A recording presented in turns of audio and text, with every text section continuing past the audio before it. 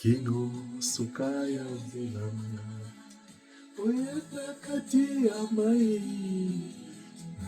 Pemi pepe otikaki bayekoli te yonde ozalaki bango sala ndenge moko nanga moyei pepe ekoya omangai na ngolu na yo kino suku ya moyo maki Israel utu na likonzi ya moto moi na lipata ya kembo enuka elaka lelo yokokambanga nasengi miso nanga emona lipata ya kembo wakati na motema oyebi motema oyo elikya mobimba sena soki ote Nzambe nanyakoki kosunganga wana nakobongelaka yozanga ya nokolo ntango nyonso ete yotiki ngai te. Shalom, shalom, shalom, shalom. Que la gloire revienne à notre Dieu.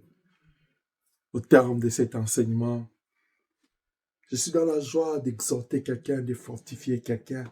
C'est pourquoi je vais lire avec toi dans Josué chapitre 1er.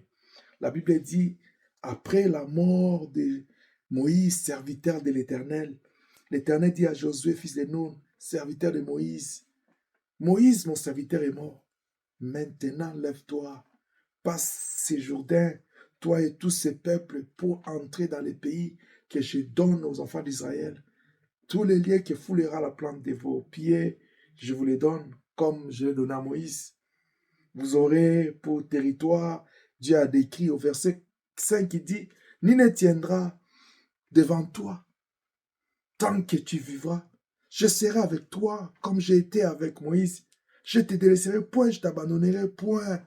Fortifie-toi, prends courage, car c'est toi qui mettras ces peuples en possession du pays que je jurai à leur père de leur donner. Parole du Seigneur. Elohim soit béni encore une fois. Merci pour ces moments au nom de Jésus. Bien-aimé, écoute. C'est la suite du temps du peuple d'Israël. Moïse meurt. Il a fallu notre leader. C'est Josué qui devait continuer avec le peuple sur le chemin de la rédemption.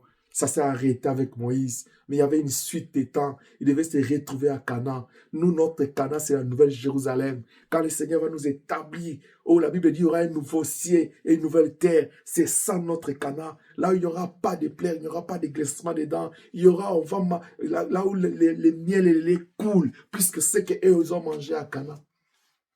Le Seigneur a accompli sa mission. Notre Moïse, notre Rédempteur Jésus-Christ.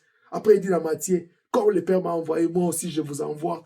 Nous sommes appelés à la sacrificature de Dieu, comme des sacrificatures dans la suite des temps, pour continuer à faire le travail du Maître jusqu'à ce que nous serons établis à Canaan.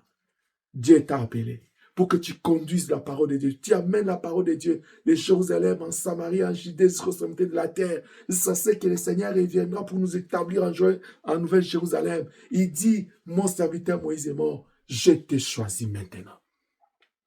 Jésus-Christ est mort. Il est ressuscité. Il est allé assis à la droite des Pères. Mais avant de s'en aller, il a dit à Matthieu, comme le Père m'a envoyé, je vous envoie aussi. Dans Acte 1, 8, 11, il dit quoi? 8, il dit, et vous recevez une puissance, vous serez mes témoins. Il nous a légué le pouvoir. De la même manière que Dieu transfère l'appel à Josué, Jésus nous a légué le pouvoir de continuer dans la suite des temps à servir, à offrir des sacrifices à ses dieux.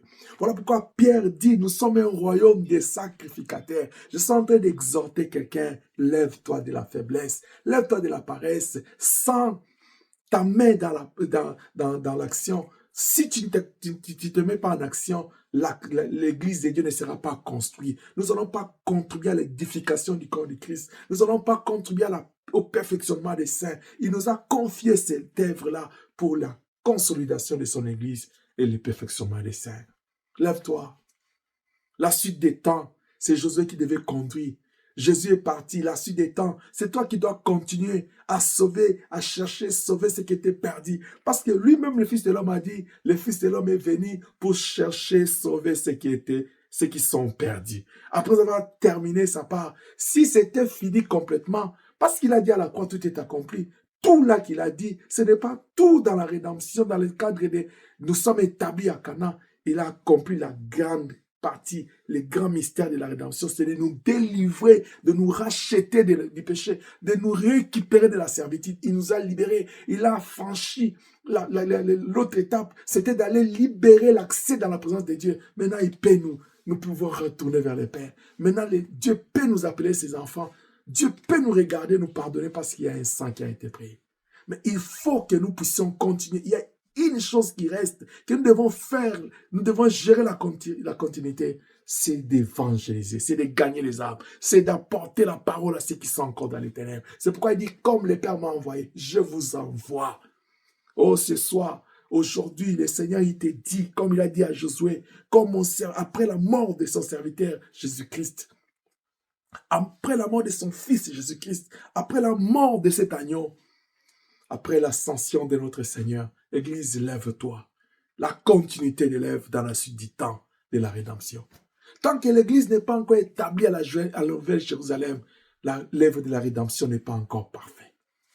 Parce que l'objectif de la mort à la croix, c'est pour que le peuple soit sauvé, qu'il puisse vivre avec lui. Il a dit, afin que là où je suis, vous y soyez aussi. Même quand l'Église sera enlevée, l'œuvre de la rédemption ne sera pas parfaitement accomplie parce qu'il faut encore que nous puissions entendre les martyrs, ceux qui seront sauvés en Israël, pour se joindre à nous, en fait que le Seigneur maintenant passe aux dernières années, c'est-à-dire les jugements derniers, pour ceux qui vont aller dans les feux éternels. Est-ce que tu veux être de ces gens-là? Tu veux être parmi ces gens-là? Non. Prie le Seigneur, rends-moi la vie selon ta parole. La vie selon la parole, c'est que tous ceux qui sont encore dans les ténèbres, nous qui sommes dans la lumière, apportons la lumière dans les ténèbres, éclairons les ténèbres. Mais ce que je vais te dire, la suite des temps n'est pas facile. Parce que la suite des temps, ce n'est pas Moïse qui conduit Israël.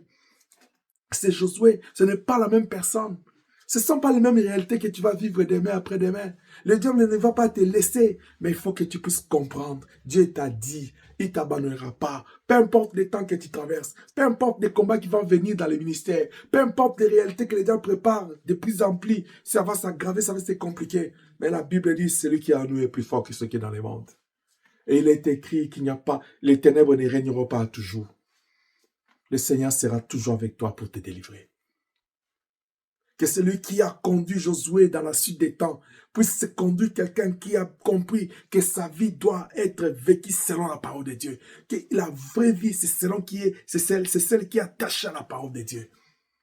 La vraie vie, ce n'est pas ce qui est attaché à nos coutumes et nos traditions, à nos principes, à ce que nous désirons, à ce que nous apprécions, à ce que nous aimons, même pas à nos opinions, même pas à ce que nous décrivons comme une vie privée, parce que la vraie vie, c'est ce que nous recevons de Dieu. Il dit à Josué, le temps s'est arrêté avec Moïse, mais il y a les restes des temps qui continuent. Il y a la suite des temps qui s'en vient. La sacrificature doit continuer. Les gens doivent apprendre à vivre, à connaître la volonté de Dieu et à vivre dans cette volonté. Et ils doivent faire de cela leur nourriture de tous les jours. Mais les gens doivent apprendre à aimer l'œuvre de Dieu et à accomplir cette œuvre. La suite jusqu'à ce que le Seigneur va établir sa femme dans la Nouvelle Jérusalem. Homme de Dieu, ne te fatigue pas, avance avec Dieu. Que le Seigneur se souvienne de toi là où tu es. De tous les sacrifices que tu fais, servant de Dieu, avance. Dans l'humiliation, dans la souffrance, avance. Car il est bon pour un homme de souffrir pour le Seigneur. Car il est bon pour un homme d'honorer le Seigneur dans la souffrance. Dieu va l'honorer. Ne nie pas la foi à cause de la souffrance. Ne nie pas le Seigneur à cause des persécutions. La Bible dit, voici je viens bientôt. Heureux ceux qui lavent les robes. Heureux ceux qui persévèrent jusqu'à la fin, car ils seront sauvés. Il a établi la sacrificature par la rédemption. Il a restauré la sacrificature. Par l'amour de notre Seigneur Jésus-Christ, son sang qu'il a versé, le Seigneur a restauré le sacerdoce. Et cette fois-là, c'est un sacerdoce parfait, construit par la main d'Élohim lui-même. Où Jésus-Christ est le souverain sacrificateur, il a créé un ordre où nous sommes ses sacrificateurs. Ça, c'est notre ordre professionnel, spirituel, l'ordre de Melchisédek. Tous les hommes de Dieu sont dedans. Toutes les femmes servantes de Dieu sont dedans. Tous les enfants de Dieu, ils sont des prêtres. Maintenant, il nous dit une seule chose. Moïse, mon serviteur, celui qui devait faire la délivrance d'Israël, est mort. Jésus-Christ, le Rédempteur, celui qui a racheté à la croix, il est déjà parti. Maintenant, l'Église doit continuer avec la mission. Jusqu'à ce que Israël sera établi à Canaan. Jusqu'à ce que l'Église sera établie dans la Nouvelle Jérusalem. Mais il y a des conquêtes à faire. Il y a des combats. Il y a des réalités que vous devez défier. Il y a les tribulations. Dans Jean 16, il dit, les tribulations viendront, mais prenez courage. Église, prenez courage. C'est dans la prière que nous allons vaincre. C'est dans la foi que nous allons vaincre. C'est dans la confiance en Dieu que nous allons vaincre. C'est dans les sacrifices que nous allons vaincre. C'est dans la fidélité. Nous n'allons pas lâcher comme Daniel. Nous allons faire à l'image de Daniel. Il dit, même si vous jetez dans le trou de la fosse au lion, je vais y aller. Je resterai fidèle à ces dieux. Dieu récompense les fidèles. Dieu récompense les gens qui restent attachés à lui. Les gens qui sont prêts à faire des sacrifices pour Dieu. Si tu veux aller de l'avant, aller loin avec Dieu, tu dois être animé de l'esprit de sacrifice pour Elohim. Parce que lui, il a sacrifié sa gloire, sa vie pour toi. Toi qui l'avais offensé, mais il a pris ce risque de sacrifier sa vie, toute sa gloire pour toi et moi. Alors, accomplis pour votre raison, nous qui cherchons sa grâce, nous qui cherchons sa bonté, nous qui désirons sa grâce et sa miséricorde. Oh, je viens te dire, il a dit, dans la suite des temps, il ne te délaissera point. Il ne t'abandonnera point. Que nul ne tiendra devant toi. Dieu est conscient des choses, de la lire où vont les choses, de l'état des choses. Dieu, il voit. Parce qu'il voit même dans les choses, dans les lieux cachés devant les hommes. Parce que rien ne peut être caché devant lui. Il connaît la réalité de demain. Parce que nous avons dit la vie, c'est un mystère. C'est une aventure qui a des objectifs. Tu te lances par la foi. Abraham sort de chez lui par la foi. Parce que Dieu lui a dit, vers un territoire que je t'indiquerai. Il avait juste la foi. Parce que Dieu lui a dit. Il se lance dans une aventure parce que le Seigneur lui a dit qu'il va lui montrer un endroit. Il est allé avec objectif arriver là où le Seigneur lui montrera. Nous avons confié nos vies à Jésus-Christ pour arriver dans la Nouvelle Jérusalem. L'enlèvement, c'est une étape. Parce que nous allons aller dans sa gloire pendant des temps avec lui. Nous allons retourner pour juger le monde. C'est encore une autre étape. Mais l'étape finale, c'est l'établissement de la Nouvelle Jérusalem. Quand il y aura un nouveau ciel et une nouvelle terre. C'est ce que nous désirons. C'est pourquoi nous n'allons pas nous fatiguer, nous n'allons pas abandonner. Lui-même, il a promis de ne pas nous délaisser. Nous aussi, on ne va pas laisser la sacerdoce. Il a promis de ne pas nous abandonner. Nous n'allons pas aussi abandonner. Lève-toi, toi qui as laissé le ministère, toi qui as abandonné le sacerdoce à cause d'une réalité, à cause des comportements des uns et des autres, à cause des combats, à cause de la souffrance. Fatigant, mais poursuivant toujours. Que Dieu te fortifie, enfant de Dieu. Que Dieu te fortifie parce que la suite des temps, Dieu a besoin de toi. Si le Seigneur te garde en vie, c'est parce qu'il a besoin de toi dans la sacrificature. Il a besoin que tu te lèves pour dire aux autres, mais qu'est-ce qui ne va pas? Il dit, ne savez-vous pas que je dois m'occuper des affaires de mon Père? Quand est-ce que tu auras ces langages? Dieu peine. Il va entendre ça de toi. Je vais m'occuper des affaires de mon Père. Quand est-ce que tu auras le temps pour Dieu, bien-aimé?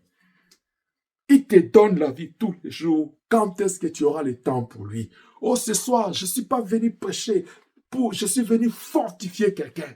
Pour te dire, être sacrificateur d'Élohim, travailler, faire l'office, les services dans la sacrificature d'Élohim, c'est un privilège.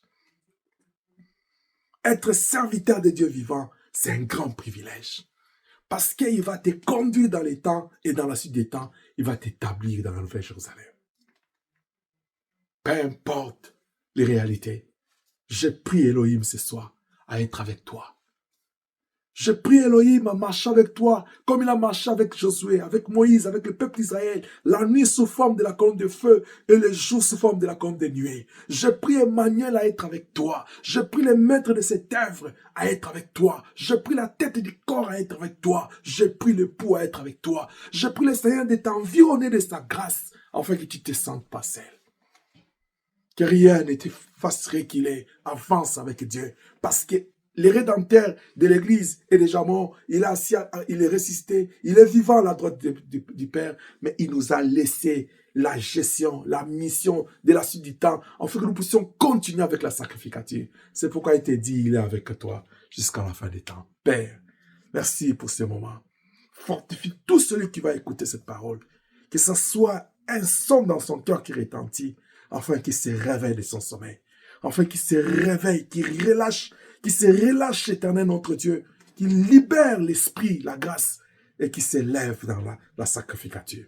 Nous voulons que ta grâce se manifeste. Selon que la Bible dit, la moisson est grande, il y a peu d'ouvriers. Que le Dieu de l'appel, que le Dieu de l'élection, que le Dieu de la vocation et de choix, celui qui te connaît, te localise, qui te bénisse, qu'il puisse réveiller en toi la chose de Dieu, et que cela bouillonne, afin que tu montes, que les aides de la maison de Dieu te dévorent. C'est dans le nom puissant de Jésus que nous avons ainsi prié. Nous disons Amen. Que Dieu vous bénisse. Shalom.